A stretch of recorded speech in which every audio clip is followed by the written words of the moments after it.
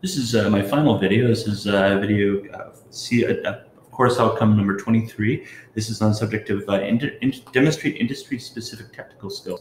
I've mentioned previously that I did a stint in Denver, where I had no experience with the way that things were done down in the U.S.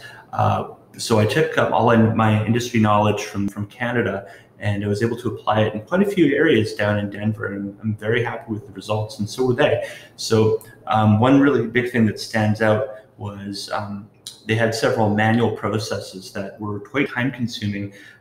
So I was sort of trained up on the way that they currently did things, and I did my best to modernize those processes. So for example, Denver had been doing a very time-consuming way to take volumetric information from the field and sales information, combine it together to making some sort of a something that could be uploaded into the accounting system. And it was these are some of the steps here, and it really is it's a very long process.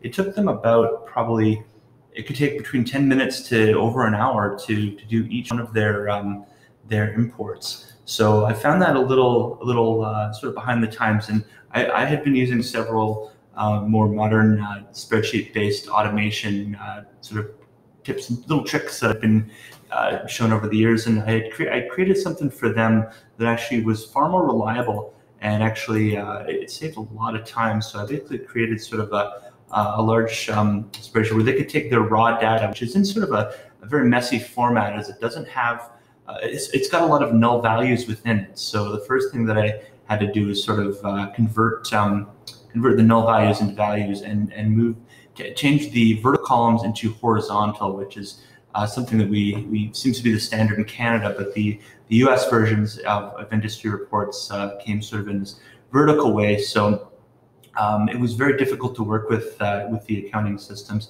So I was able to create sort of a very large spreadsheet that did all the work for them, and they could customize and use the specific types of components that were part of each transaction, and which is industry specific.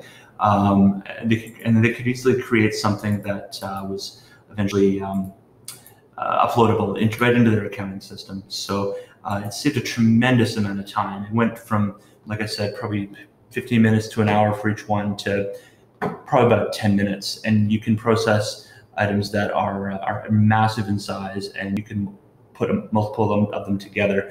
So I'm very proud of how this came about. It took quite a bit of time, but I'm very happy with it. And my industry knowledge was what sort of drove me to create this for them, and I'm really glad that I was able to bring that Canadian industry knowledge down to Denver.